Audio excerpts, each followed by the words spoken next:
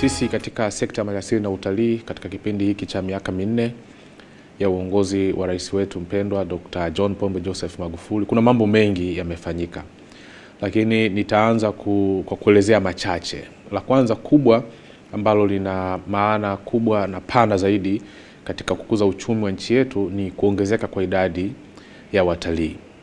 Wakati Mheshimiwa Dr. Magufuli anaingia madarakani mwaka 2015, tulikuwa tunapokea wageni wa kimataifa wapatao milioni 1.1. Tunavyozungumza hapa, wageni ambao tulipokea mwaka jana walifikia idadi ya milioni 1.5. Tunaamini mwaka huu tutakuwa tumesogea mbele zaidi, na pengine mpaka kufikia mwakani, wakati Mheshimiwa Rais anamaliza muhula wake wa kwanza wa uongozi wa taifa letu, pengine tunaweza tukawa tumevuka ile target ya milioni 2 ambayo inawekwa na ilani ya uchaguzi ya Chama cha Mapinduzi. Hili ni katika mambo makubwa kwa sababu linatafsirika kwa kuongezeka kwa mapato, kwamba nini mchango wa sekta ya utalii na uhifadhi kwa ujumla wake kwenye uchumi wa nchi. Kwa hivyo mchango wetu kwa kweli umekuwa mkubwa kwa kiasi hicho kwamba tumeongeza idadi ya watalii. Lakini sasa unaweza ukatafsiri kuongezeka huku kwa idadi ya watalii pia kwa mapato.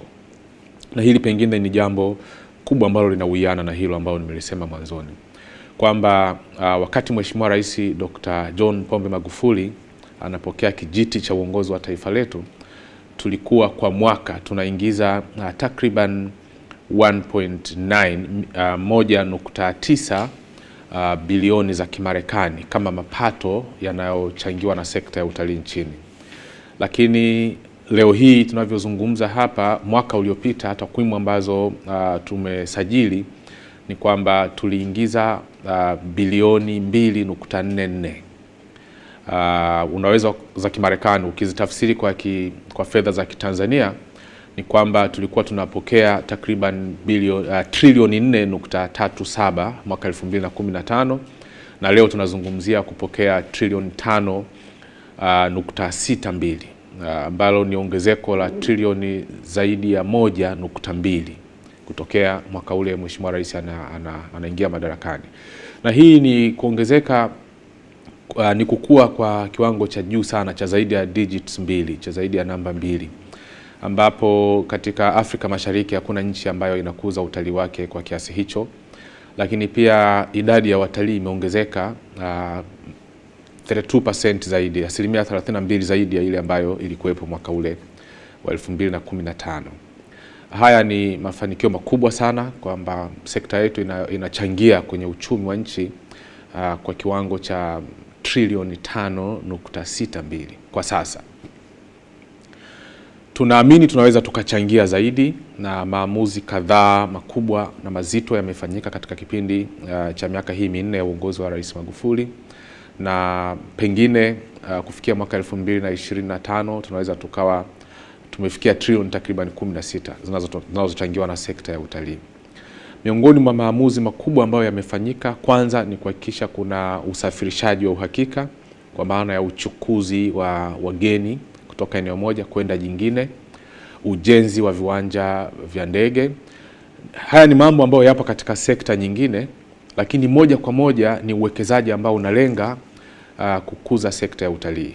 Kwa sababu kwa mfano jitihada za Mheshimiwa Dr. Magufuli kulifufua shirika la ndege la taifa kwa kununua ndege mpya, lakini pia kuweka management mpya, ni jitihada ambazo zinachangia kwa kiasi kikubwa sana kwenye kukuza sekta ya utalii, kwa sababu kadri unavyorahisisha usafirishaji kutoka eneo moja kwenda jingine ndani ya nchi, lakini pia kutoka kwenye nchi nyingine kuja ndani ya nchi yetu, maana yake unachangia kukuza sekta ya utalii.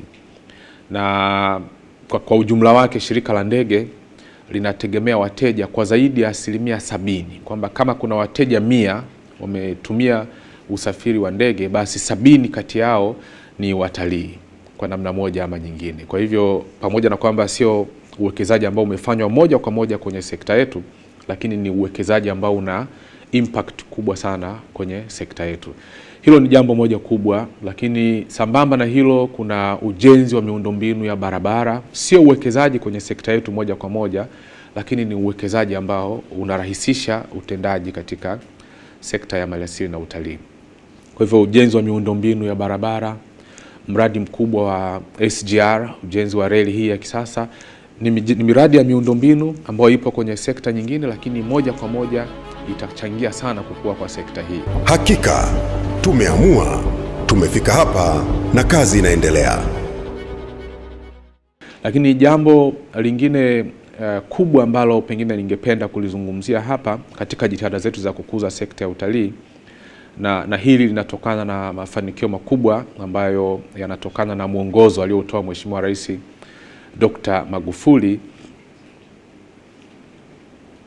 Kwa kweli ni mafanikio makubwa ambayo tumeyapata kwenye sekta ya ulinzi na usalama wa wanyamapori. Utaona sasa hivi kwenye sekta yetu ya uhifadhi tumepata jukumu jipya ambalo wakati mimi nateuliwa kuwa waziri kwenye nafasi hii niliyokalia sasa, mambo hayo hayakuwepo, lakini leo imekuwa ni changamoto kubwa sana, kwamba sasa hivi utasikia kuna tembo wako UDOM wameweka kambi pale, utasikia kuna nyati wako Morogoro mjini, utasikia kuna viboko wako Morogoro mjini. Zamani usingesikia mambo ya namna hii, na sababu haswa iliyotufikisha hapo ni kuimarika kwa ulinzi na uhifadhi wa maliasili hii ya wanyamapori. Jitihada kubwa sana zimefanyika kudhibiti majangili. Tumekamata majangili sugu, tumesambaratisha mitandao yao. Sote tunafahamu kesi mashuhuri sana ya Queen of Ivory, malkia wa meno ya ndovu, yule Yang Fenglan, mama mmoja wa Kichina ambaye amehukumiwa kifungo cha miaka takriban 32 jela. Huyu alikuwa na mtandao mkubwa sana wa ujangili, lakini katika awamu ya 5 tumeweza kumfuatilia yeye na mtandao wake kwa muda mrefu sana kwa kutumia mbinu za kiintelijensia, kwa sababu sasa hivi tunafanya operation za kukamata majangili kwa kutumia mbinu ambazo zinatumia intelijensia zaidi kuliko mbinu za zamani tu za kulinda maeneo yetu, ndani ya maeneo yetu, kwenye mipaka yetu, alafu tunaishia pale. Hapana. Lakini kwa mfumo tulionao sasa hivi, kwa aina ya operations ambazo tunaendesha sasa hivi, tumeweza kufanikiwa kwa kweli kusambaratisha mitandao ya majangili kama huyu Queen of Ivory. Na ndio maana amekamatwa na amefikishwa kwenye mikono ya sheria, na kwa sababu katika awamu ya 5 mambo ya rushwa na kona hayapo sana, mama ametendewa haki na mahakama, kapata adhabu ya kutisha, adhabu ambayo itawafanya hata wengine waogope kufanya biashara haramu ya nyara za serikali. Pia tulimkamata Mpemba, Yusuf Ali Yusuf, maarufu sana kama Mpemba, naye alikuwa ni katika manguli wa ujangili hapa nchini na biashara haramu ya nyara za serikali. Kwa hivyo unaona hii movement ambayo Mheshimiwa Rais pale mwanzoni tu alipoapishwa kuwa rais, miezi ile ya mwanzo alifanya ziara katika Wizara ya Maliasili na Utalii, ziara ya kushtukiza. Nafikiri mnakumbuka zile ziara alizofanya pale mwanzoni kwenye maeneo mbalimbali.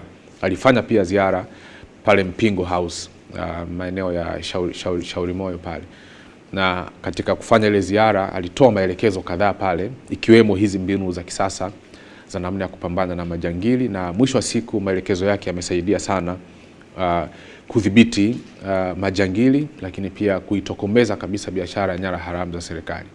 Leo hii ukiwa jangili ama ukiwa mtu ambaye unamiliki nyara ya serikali, ni bora ukairejesha wewe mwenyewe kwenye mikono ya serikali, utabaki salama. Lakini ukiendelea kufanya jitihada za kutafuta soko la nyara ya serikali, ukao ukijua tu moja kwa moja utakuwa unafanya biashara na serikali yenyewe, tutakukamata. Manake kwa mbinu tunazotumia sasa hivi, wateja tumebaki kuwa ni sisi wenyewe. Hakuna tena mteja wa nyara ya serikali. Ukijidai unataka kuuza, ujue tu unayemuuzia huyo lazima ni afisa wa serikali, na mwisho wa siku tutakutia nguvuni. Kwa hivyo watu wengi wamesalimisha silaha haramu walizokuwa nazimiliki kiharamu. Watu wengi wamesalimisha nyara za serikali, zimerudi kwenye mikono ya serikali na wameachana na hiyo biashara. Wengine wamezitupa kwenye serikali za vijiji, wengine wamezitupa kwenye vituo vidogo vya polisi, zimekutwa, zimerudi kwenye mikono ya serikali. Na kwa maana hiyo haya ni mafanikio ambayo yamesaidia sana kuongeza population ya wanyama kule kwenye hifadhi, kwamba wanyamapori wameongezeka kwa wingi. Idadi ya tembo imeongezeka, wanyama wengine wameongezeka, lakini pia habitat, yale mazingira ambayo wanyama wanaishi, yameimprove kwa kiasi kikubwa. Na hii inasaidia kuleta watalii, kwa sababu hifadhi zetu zinaonekana zina hadhi ya kipekee, kwamba zinaonekana zina hali ya mazingira asilia ambayo inavutia sana wageni kuja kuangalia, kwa sababu wageni wanataka waone jungle, waone wilderness ambayo ni ya ukweli, yani kwamba pori kweli, sio pori ambalo limevamiwa na mifugo ama limevamiwa na watu wameweka makazi humo kuna wanyama pori. Hiyo ina scare kidogo wageni kuja, lakini kutokana na jitihada zilizofanyika kuimarisha ulinzi na usalama wa maeneo haya, lakini pia maliasili iliyomo humo ndani, imesaidia sana pia hata kukuza sekta ya utalii. Hakika tumeamua, tumefika hapa na kazi inaendelea.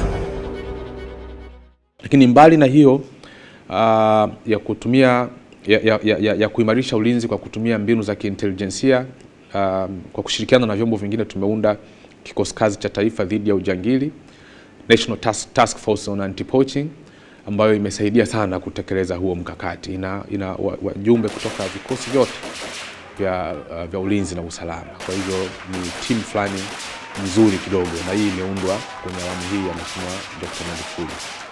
Ilikuwepo huko nyuma kwa jina lingine, lakini sasa hivi tumeiweka rasmi katika mfumo wa ulinzi katika wizara yetu. Lakini mbali na hiyo, tumeweza kuanzisha jeshi usu. Tumehama kutoka mfumo wa kiraia kwenda kwenye mfumo wa kijeshi. Na jeshi hili lilizinduliwa mwezi Novemba mwaka jana na Mheshimiwa Makamu wa Rais Mama Samia Suluhu Hassan pale Fort Ikoma. Toka mwaka 2009 mpaka leo hii kulikuwa hakuna jeshi. Mpaka awamu hii kulikuwa hakuna jeshi. Lakini Mheshimiwa Rais, kutokana na jitihada zake za kuimarisha uhifadhi hapa nchini, alitupa maelekezo tukimbize huo mchakato wa kuhama kutoka mfumo wa kiraia kwenda kwenye mfumo wa jeshi usu. Na mpaka sasa tumefanikiwa kwa kweli kuanzisha jeshi usu. Hii peke yake imesaidia sana kwa kweli kuimarisha ulinzi wa maliasili zetu hapa nchini. Na bado tunaendelea kufanya mageuzi mbalimbali ndani ya mfumo wa jeshi hili ili tuweze kukamilisha kabisa mfumo, tuweze kuwa na unit moja. Ukitoa sekta ya kilimo na mifugo kwa ujumla wake, kwamba ndio inaajiri idadi kubwa ya watu katika nchi yetu, sekta ambayo inaongoza kwa kutoa ajira nyingi ni sekta ya utalii. Yaani ukitoa tu sekta ya kilimo, hakuna sekta nyingine ambayo inatoa ajira nyingi zaidi ya sekta ya utalii. Kwa hivyo mbali na mchango wake kwenye pato la taifa kama nilivyosema, ambao ni mchango wa 17.6 ya pato la taifa inachangiwa na sekta ya utalii, mbali na mchango wa 25% ya fedha zote za kigeni zinazoingia nchini kwamba zinaletwa na sekta ya utalii, mbali na mchango wa sekta hii kwamba ndio sekta ambayo inaingiza fedha nyingi za kigeni kuliko sekta yoyote ile hapa nchini, lakini sekta ya utalii, ya uhifadhi kwa ujumla wake, inachangia sana kwenye uwepo na usalama wa sekta nyingine. Kwa mfano sekta ya maji, maeneo mengi yanayohifadhiwa ni maeneo ambayo ni chanzo cha maji, chanzo cha mito mikubwa, chanzo cha maji yanayoenda kwenye maziwa. Na mbali na ukweli kwamba pia sekta ya uhifadhi, kwa mfano uhifadhi wa misitu, unasaidia kwenye kuweka sawa ekolojia ya mazingira ambayo tunaishi, kwa maana ya kutupatia mahitaji ya ekolojia kama vile mahitaji ya maji ambayo tunatumia, mahitaji ya hewa safi ambayo tunatumia, kuondoa hewa ya ukaa kwenye mazingira tunayoishi. Ni sekta hii ambayo pia inatupa hadhi kama taifa, kwamba sisi kama Tanzania ni nchi ambayo ina eneo kubwa ambalo limehifadhiwa, na maeneo yake mengi ni maeneo yenye thamani ya urithi wa dunia. Maeneo kama Serengeti, Kilimanjaro, Ngorongoro, Selous, yote haya ni maeneo ambayo yana hadhi ya urithi wa dunia. Kwa hivyo yanatupa pia ile hadhi kwamba sisi wa Tanzania tukiwa tunazungumza, tunaweza tukajivuna kwamba tunatokea Tanzania, nchi ya mlima Kilimanjaro, mlima mrefu kuliko yote barani Afrika, lakini pia mlima mrefu kuliko yote duniani ambao umesimama peke yake. Tunaweza tukajisifu sisi watoto wa Tanzania kwamba tunatokea nchi ambayo ina hifadhi ya taifa ya Serengeti, ambayo ina mzunguko wa wanyama, ile migration ambayo imekuwepo toka dunia iumbwe bila kuwa disturbed, kwamba wanyama wale wanazunguka mle miaka yote toka dunia imeumbwa. Na duniani Serengeti inasifika na inajulikana kwa umaarufu huo. Na hivyo kwa Selous, kwamba tuna pori lililokuwa pori kubwa zaidi la akiba barani Afrika. Kwa hivyo hata ile tu kwamba tunatambulishwa kama nchi yenye maeneo kubwa la hifadhi, nayo ni faida kubwa ambayo pia tunaipata kama Watanzania. Kwa hivyo ile utambulisho wetu kama taifa nje ya mipaka ya nchi yetu pia ni katika faida ambazo tunapata kwa kuendelea kuhifadhi. Lakini Tanzania ni nchi ambayo inahifadhi maeneo ambayo yana mito mikubwa ambayo tunaamini huko mbele ambapo kutakuwa kuna shida ya maji, shida ya mvua, tunaweza tukatumia vyanzo vyetu vya maji baridi tulivyo navyo, mito pamoja na maziwa, kufanya kilimo cha umwagiliaji. Kwa hivyo tunaweza tukawa major store ya chakula kwa nchi zote za Afrika na hata nchi za Ulaya huko mbele kiteknolojia. Leo hii nchi kama Israel wanatumia maji ya bahari kuya purify ya kuondoa chumvi yawe maji baridi ili waweze kulima, waweze kutumia kwenye majumba yao kwa gharama kubwa sana. Lakini sisi tumebahatika kuwa na maziwa ya maji baridi ya kutosha, mito mikubwa ya kutosha, mtandao mzuri kabisa, na hii mito ili iweze kuendelea kuwepo ni lazima tuendelee kuhifadhi. Kwa hivyo sekta maliasili na utalii ambayo imepewa mamlaka na dhamana ya kuhifadhi hizi maliasili, kwa kweli inapaswa kuwa na jeshi lake kwa ajili ya kulinda hizi mali kutokana na umuhimu wa hizi maliasili zenyewe ambao nimeusema. Hakika tumeamua, tumefika hapa na kazi inaendelea. Jambo jingine ambalo pengine napenda kulizungumzia ni kwamba kwenye serikali ya awamu ya 5 Mheshimiwa Rais Dr. John Pombe Joseph Magufuli amehamasisha sana katika kipindi hiki cha miaka minne na kuhakikisha inakuwa hivyo na imekuwa kuweka uwazi katika utendaji wa serikali na vyombo mbalimbali vya dola, kwamba kudhibiti rushwa, kuhakikisha kuna utawala bora, vyombo vya serikali vinatoa huduma kwa uwazi lakini pia kwa haki, na hii ni katika mambo ambayo yanatufanya tuwe salama kama taifa, lakini pia tupige hatua kwa sababu hakuna mambo ya rushwa, hakuna kona, hakuna ucheleweshaji na hii maana yake ni kwamba tunakuwa tuna uwezo mzuri zaidi wa kuwahudumia sisi ambao tuko kwenye viti hivi, kuwahudumia wenzetu ambao wapo kwenye private sector. Kwa hivyo sisi kwenye sekta yetu, ili kutimiza azma hiyo ya Mheshimiwa Rais ya kuweka uwazi na kuhakikisha kuna utawala bora katika utendaji wa serikali yetu, tulianzisha mfumo wa kugawa vitalu kwa njia ya mnada. Zamani vitalu ilikuwa kama hivi, wewe ndugu yangu unataka kitalu kwa sababu unanifahamu mimi, ukiniona unaomba kitalu, mimi kama waziri kwa njia za kiutawala ningeweza kukupa kitalu. Mimi kama waziri tu naamua huyu ndugu yangu anahitaji kitalu cha kuinda, nampa. Na ndivyo ilivyokuwa miaka yote. Kwa hivyo njia hiyo tuliona ilikuwa ikileta migogoro sana pale bungeni. Nafikiri kila mtu ni shahidi kwenye hili. Migogoro mikubwa ilikuwa inatokea. Kampa rafiki yake, kampa ndugu yake, kampa mwanasiasa, kampa mfanyabiashara rafiki yake, kahongwa na vitu kama hivyo. Na ni jambo ambalo lilisababisha mawaziri wengi sana wa maliasili na utalii wasidumu kwenye kiti hiki kwa sababu lilikuwa lina mazingira ya rushwa na mazingira ya siri kubwa ambayo ilikuwa inahusisha ugawaji wa vitalu kwa njia ya kiutawala. Kwa hivyo kwenye awamu ya 5 Mheshimiwa Rais aliridhia na akatoa maelekezo tuhame kwenye huo mfuko tuende kwenye mfumo tuende kwenye mfumo wa kugawa vitalu kwa njia ya mnada, ambapo kila mtu ana haki ya kupata kitalu kwa njia ya haki bila kumjua waziri, bila kumjua afisa yeyote yule. Kwa hivyo njia ambayo tumeianzisha ni njia ya e-auctioning, njia ya kupiga mnada kwa mifumo ya kielektroniki, ambapo tunatangaza siku ya mnada, tunatangaza vitalu ambavyo vitanadiwa, wanaohitaji hivyo vitalu wanaingia kwenye mfumo, wana bid. Kwa hivyo wanashindana bei bila kujua nani kaweka kiasi gani. Mwisho wa siku atakayeshinda, siku mnada ukikoma, atajulikana na anatangazwa na mfumo wenyewe moja kwa moja. Kwa hivyo hakuna ushiriki wa afisa yeyote yule ama kiongozi yeyote yule wa wizara kama hivyo waziri kwamba fulani apate fulani akose, hakuna. Kwa hivyo ni bei yako na kitalu ambacho ulikichagua, kadri utakavyokuwa umewashinda wenzako, ndivyo ambavyo utapata mafanikio. Njia hii imetuwezesha kukuza mapato maradufu. Kwa vitalu ambavyo tumevinadi kwa mara ya kwanza, mnada wa kwanza ulifanyika mwezi Julai mwaka huu, tulinadi vitalu 7. Katika hivyo 7, kwa njia ile ya zamani tungeweza kukusanya mapato ya dola za Kimarekani takriban 288. Lakini kwa njia hii ya mnada tumeweza kupata mapato ya dola za Kimarekani 833.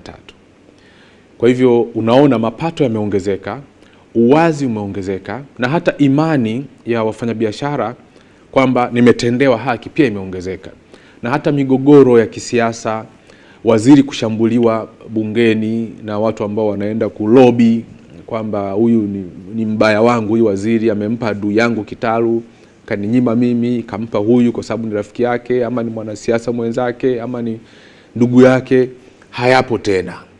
Kwa hivyo ndio maana pengine hata na mimi kitu changu bado naendelea kukikalia, kwa sababu kuna amani, hakuna lobbying za kumtafuta waziri. Hizo zimepungua sana. Tofauti na nilivyoingia mara ya kwanza, kulikuwa kuna lobbying nyingi ambazo zilikuwa zinaleta shida sana kufanya kazi kama waziri wa maliasili na utalii.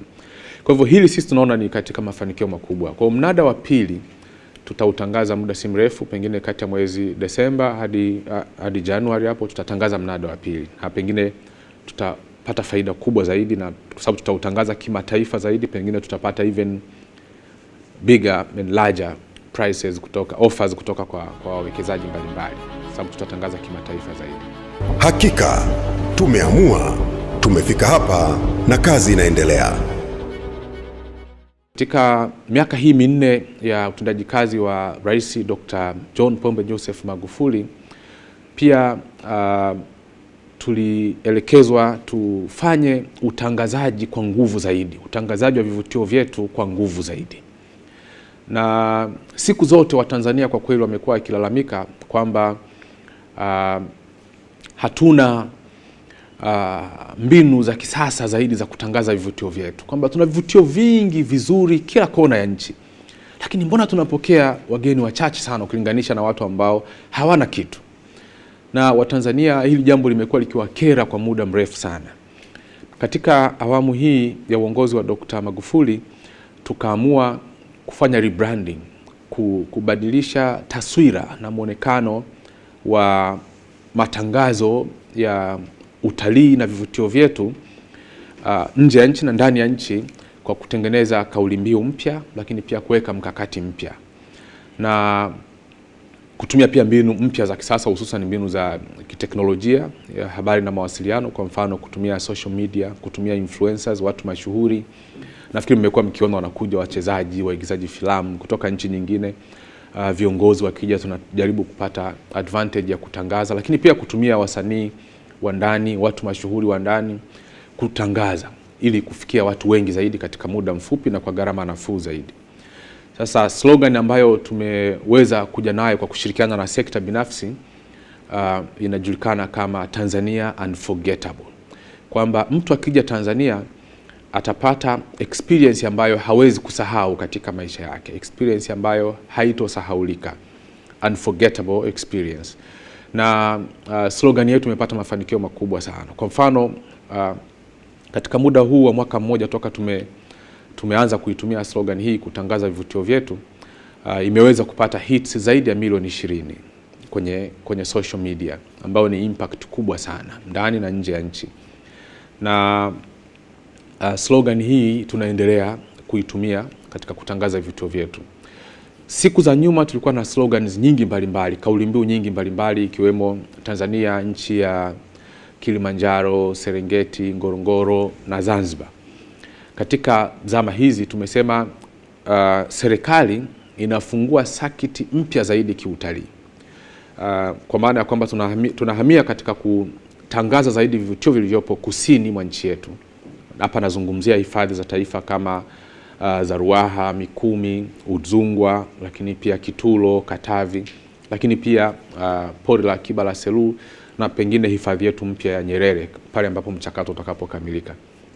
Lakini pia tunafungua sakiti ya magharibi, ambapo tunazungumzia hifadhi za taifa kama Burigi Chato, tunazungumzia hifadhi za Ibanda, hifadhi za taifa za Rumanyika, Karagwe, na zote hizi ni hifadhi ambazo zipo kusini, Rubondo, kisiwa cha Rubondo, kisiwa cha Sanane, Serengeti upande wa magharibi. Zote hizi ni hifadhi ambazo zipo katika kanda nyingine. Sasa ile kauli mbiu ya kusema Tanzania ni nchi ya Serengeti, Ngorongoro, Kilimanjaro na Zanzibar ingekuwa inaendelea kuvitangaza vivutio vichache, wakati tunafungua sisi sakiti nyingine ambazo zina vivutio vingine ambao tunataka pia vifahamike na tuweze kuvitumia kwa faida. Kwa hivyo tukaona tuje na slogan ambayo ni neutral, ambayo itahusisha kila kitu. Lakini pia Tanzania sio nchi yenye vivutio hivyo tu ambao vimetajwa, ambao vinaendana na nature, lakini pia beach za Zanzibar. Tanzania ina utamaduni. Tanzania ina lugha ya Kiswahili. Mheshimiwa Rais amekuwa akipromote sana matumizi ya Kiswahili. Ile ni kupromote utalii. Mheshimiwa Rais anavyoenda kwenye nchi za SADC kule, anazunguka, anagawa vitabu vya Kiswahili. Kimsingi anakuwa anafanya kazi yetu sisi kwenye sekta ya utalii, kwa sababu ana promote zao moja la utalii ambalo ni utamaduni wetu. Lugha ni sehemu ya utamaduni wa taifa letu. Na Tanzania, pamoja na kwamba tuna makabila 128 au zaidi kidogo, tunaunganishwa na lugha ya Kiswahili. Kwa hivyo hiyo peke yake ni product mojawapo ya utalii. Sasa ukiwa unazungumzia tu Tanzania ni nchi ya Serengeti, Ngorongoro, Kilimanjaro na Zanzibar, maana yake una limit hizi products nyingine zisiweze kujulikana. Kwa hivyo tukaona tu na slogan mpya ambayo itahusisha vivutio vyote, sio tu kijiografia, lakini pia hata aina ya vivutio. Kwa mfano utalii wa utamaduni, utalii wa michezo, utalii wa mikutano. Mtaona sasa hivi tuna promote utalii wa matukio kama vile hizi marathon, riadha. Utaona matamasha tuna promote matamasha kama ya mziki, kama tamasha la urithi ambao tumefanya jana. Unaona zote hizi ni aina mbalimbali za mazao ya utalii ambayo yapo hapa nchini, lakini yalikuwa hayawi promoted. Na ili uweze kukuza numbers, watu wanapenda kuzungumzia idadi ya watalii waliokuja, ni lazima uchanganye njia mbalimbali za utalii, kwa sababu utalii wa wanyamapori ni utalii wa gharama kubwa sana, ni utalii wa matajiri, sio utalii wa watu wa kipato cha kati na kipato cha chini. Kwa hivyo kukuza namba katika aina hii ya utalii ni kazi sana. Kwa hivyo ili uweze kukuza namba ni lazima uchanganye na hizi aina nyingine mbalimbali ambazo zipo. Na ndio maana tumeweka focus yetu kubwa pia katika hizi aina nyingine za utalii. Kwa hivyo ilikuwa ni lazima tufanye mabadiliko makubwa ya namna tunavyotangaza vivutio vyetu. Na ndio maana tukamshauri Mheshimiwa Rais afungue hifadhi za taifa mpya katika maeneo mbalimbali ya nchi yetu. Kama mnavyoona, Mheshimiwa Rais ameridhia na tayari ametuzindulia hifadhi mpya ya Burigi Chato, lakini pia hifadhi ya Ibanda Kerwa pamoja na hifadhi ya Rumanyika Karagwe ambazo zipo kule kaskazini magharibi mwa nchi yetu, ili tuweze kukamilisha sakiti ya magharibi iwe na hifadhi za kutosha. Hakika tumeamua, tumefika hapa na kazi inaendelea. Katika kipindi cha miaka minne ya uongozi wa Rais wetu Dr. John Pombe Magufuli, tumeweza kufanya maamuzi makubwa sana kwenye sekta ya uhifadhi, kwa maana ya kubadilisha taswira nzima ya uhifadhi hapa nchini. Kuna maeneo yalikuwa ni mapori ya akiba, tumeweza kuyapandisha hadhi kwenda kuwa hifadhi za taifa. Na maamuzi haya yameweza kubadilisha hata landscape ya sekta ya uhifadhi barani Afrika. Nchi ambayo ilikuwa inaongoza kwa kuwa na hifadhi nyingi hapa barani Afrika ilikuwa ni nchi ya Afrika ya Kusini, kifuatana na nchi ya Kenya. Lakini wana vieneo vidogo vidogo vingi, sema tu ukivihesabu unaona huyu ana 21, huyu mwingine ana 22. Lakini Tanzania baada ya kufanya maamuzi ya kuongeza hifadhi ya taifa ya Ibanda Kerwa, hifadhi ya taifa ya Rumanyika Karagwe, hifadhi ya taifa ya Burigi Chato, na hizi mpya ambazo ziko katika hatua ya mwisho, mfano hifadhi ya taifa ya Nyerere, hifadhi ya taifa ya Mto Ugala pamoja na hifadhi ya taifa ya Kigosi, ukichanganya na zile hifadhi za taifa zilizopo kwenye maji baharini, marine parks, zile mbili, tunafikisha sasa hifadhi za taifa 24, na hivyo kuifanya nchi yetu kuwa ni nchi yenye hifadhi nyingi zaidi za taifa barani Afrika. Hii ina maana kubwa sana kwenye kuuza vivutio vya utalii, kwa sababu mtu yeyote yule akitaka kwenda sehemu ataenda kwenye sehemu ambayo ina kiwango cha juu cha uhifadhi. Ila ukipiga kwa eneo ambalo tumehifadhi, siku zote sisi tumekuwa tuna eneo kubwa zaidi kuliko nchi yeyote ile Afrika, kwa sababu sisi tumehifadhi zaidi ya 33% ya ardhi yetu kwa ajili ya matumizi mbalimbali. Kwa hivyo katika miaka hii minne ya uongozi wa Dr. Magufuli, sisi tunaona kwamba hili ni miongoni mwa mafanikio makubwa sana ambayo tumeweza kufikia, kwamba tumeenzi urithi wetu, kwamba kwanza yeye mwenyewe Mheshimiwa Rais ana promote sana matumizi ya Kiswahili na anakitangaza kama nilivyosema pale awali. Kwa hivyo ni kama vile ana promote urithi wa taifa letu, na kwa kuanzisha huu mwezi wa urithi wa Mtanzania tunaona itatusaidia sana kwa kweli kutimiza malengo ambayo Mheshimiwa Rais amekuwa akitupa na akituongoza kwamba tuelekee huko, kwamba tujithamini sisi wenyewe, kwamba sisi ni kina nani, thamani yetu ni nini, tuithamini. Lakini sisi tumeona sio tu kuithamini, kuitambua na kuithamini, tunaweza tukaitumia kutengeneza pesa. Kwa hiyo hii ni katika mafanikio makubwa ambayo sisi tunaona tumepata chini ya uongozi wa Dr. Magufuli katika awamu hii. Na mwisho ni washukuruni kwa dhati, na washukuruni sana kwa kutupa fursa hii kuja kueleza mambo mawili matatu ambayo yamefanyika katika uongozi wa awamu ya 5 katika miaka hii minne ya muhula wa kwanza wa Dr. John Pombe Joseph. Hayo ni maamuzi, hatua iliyofikiwa na mwelekeo wa serikali ya awamu ya 5. Asante kwa kutazama kipindi hiki.